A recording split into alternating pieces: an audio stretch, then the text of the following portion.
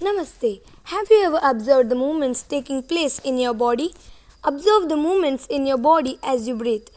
There are also so many movements that happen in our body. When you are writing in your notebook, which part of the body are you moving? Or when you turn and look at anything, different parts of our body move while you remain at same place. You also move from one place to another. You get up and go to your school or come back home after your school. You walk, run, skip, jump and move from place to place. You people may think that how does the animals move? Walk, run, fly, jump, creep, crawl, swim, etc. are few ways in which animals move from one place to another. Why are there so many differences in the way that animals move from place to place? Why is it that many animals walk while a snake slithers or crawls and a fish swims? Let us know about them one by one. Human body and its movements. Let us look closely at some of our own movements before looking at all these varieties of movements in animals. Do you enjoy doing physical exercise in your school? How do you move your hands and legs while doing different exercises? We can do exercises because of our joints. Joints make bones to stand together and give it a framework. Now you may wonder that what is meant by joints. To get a better understanding about it, let's perform an activity. Place a scale lengthwise on your arm so that your elbow is in the center. Ask your friend to tie the scale and your arm together. Now try to bend your elbow. Are you able to do it? Did you notice that we are able to bend or rotate our body because of the bones? Our body seem to be joined together like elbow, shoulder, neck. These places are known as joints. There are four types of joints mainly present in our body. Those are ball and socket joint, hinge joint, pivotal joint, fixed joints. Let us know about them one by one. Ball and socket joint. The rounded end of one bone fits into the cavity of the other bone. Such a joint allows the movement in all the directions. It is mainly found in shoulder joint, where the rounded upper extremity of the humerus rests in the cup-like glenoid fossa of the shoulder. Pivotal joint. The joint where our neck joins the head is a pivotal joint. It allows us to bend our head towards and backwards and turn the head to our left and right. In a pivotal joint, a cylindrical bone rotates in a ring. Hinge joint. The hinge joints are present in our knees of legs and elbows of the hands. It allows only a back and forth movement. Fixed joints. Some joints between bones in our head are different from those we have discussed so far. The bones can't move at these joints. Such joints are called fixed joints. When you open your mouth wide, you can move your lower jaw away from your head, isn't it? Try to move your upper jaw and the rest of the head, which is a fixed joint. All the bones in our body also form a framework to give a shape to our body. This framework is called the skeleton. Sometimes when we are hurt or have an accident, doctors use these X-ray images to find out about any possible injuries that might have happened to the bones. The X-ray shows the shape of the bones in our body. There are 300 bones for babies and there are 206 bones in young adult. Rib cage. Take a deep breath and hold it for a while. Feel your chest bones and the backbone by gently pressing the middle of the chest and back at the same time. Count as many ribs as possible. Compare with your feel of the chest bones. We see that the ribs are curiously bent. They join the chest bone and the backbone together to form a box. This is called the rib cage. Some important internal parts of our body lie protected in this cage. 24 bones are present in the rib cage of a human body. Backbone. It is made up of small bones. These bones are joined to the rib cage. The average person is born with 33 individual bones that interact and connect with each other through flexible bones called facets. Pelvic bones. There are also some kind of bones that are present below the stomach. This is the part you sit on. Here pelvic bones are present. Skull. The skull is made up of many bones joined together. It encloses and protects a very important parts of the body, that is the brain. Cartilage. There are some additional parts of the skeleton that are not hard as the bones and which can be bent. These are called cartilage. It is found in our ears and nose. That is the reasons why it can be bent. Make a fist with one hand. Bend your arm at the elbow and touch your shoulder with the thumb. Do you see any changes in your upper arm? Touch it with the other hand.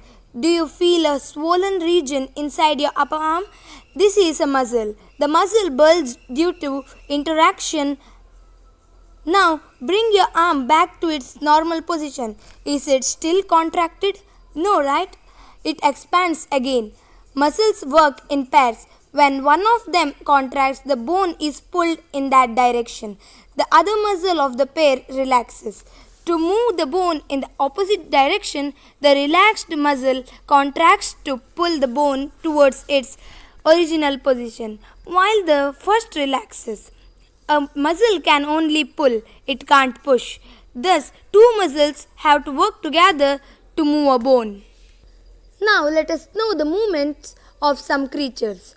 Earthworm. The body of an earthworm is made up of many rings joined end to end. An earthworm does not have any bones. It has muscles which helps in extend and shorten the body. During the movement, the earthworm first extends the front part of the body, keeping the rear position fixed to the ground. Then it fixes the front end and releases the rear end. It then shortens the body and pulls the rear end forwards. This makes it move forward by a small distance. Repeating such expansion and contractions, the earthworm can move through soil. Its body secretes slimy substance to help the movement. Under its body, it has a large number of tiny bristles protecting out.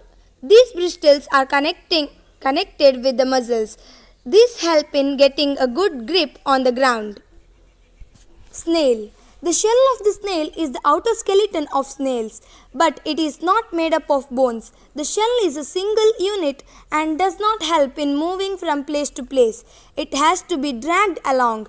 A thick structure and the head of the snail may come out of an opening in the shell. The thick structure is its foot, made up of strong muscles. The wavy motion of the snail's foot can be seen. Cockroach. Cockroach walk and climb as well as fly in the air. They have 3 pairs of legs. These help in walking. The body is covered with a hard outer skeleton. This outer skeleton is made up of different units joined together and that permits movement.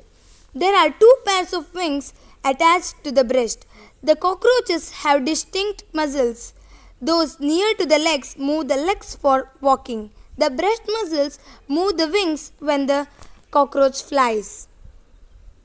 Birds. Birds fly in the air and walk on the ground. Some birds, like swans and ducks, also swim in water. The birds can fly because their bodies are well suited for flying. Their bones are hollow and light. The bones of the hind limbs are typical for walking and perching. The bony parts of the forelimbs are modified as wings. The shoulder bones are strong. The breast bones are modified to hold muscles of flight which are used to move the wings up and down. Fish. In fish, the head and tail of the fish are smaller than the middle portion of the fish, that is, its body. The body tapers at both the ends. This body shape is called as streamlined. This shape is such that water can flow easily and allow the fish to move in water. The skeleton of the fish is covered with the strong muscles. During swimming, muscles make the front part of the fish curved to one side and the tail part swings towards the opposite side. These fish form a curve while moving. Then quickly the body and tail curve to the other side. This makes a jerk and push the body towards. A series of such jerks makes the fish to swim ahead. This is helped by the fins of the tails. Fish also have other fins on their body which mainly help to keep the balance of the body and to keep direction while swimming.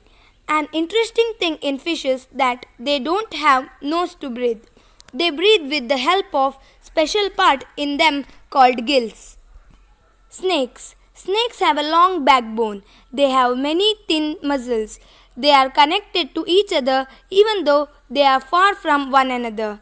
Muscles are also interconnected with the backbone, ribs, and skin. The snake's body curves into many loops. Each loop of the snake gives it a forward push by pressing against the ground. Since its long body makes many loops and each loop gives it this push.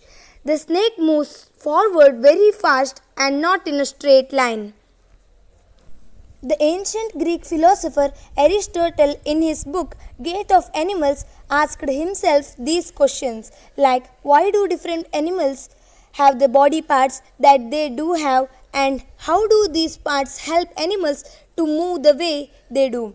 Why two legs for humans and four for cows and buffaloes, etc. Now we have learned about the use of bones and muscles for the movements of different animals. I hope this information were helpful. Thank you.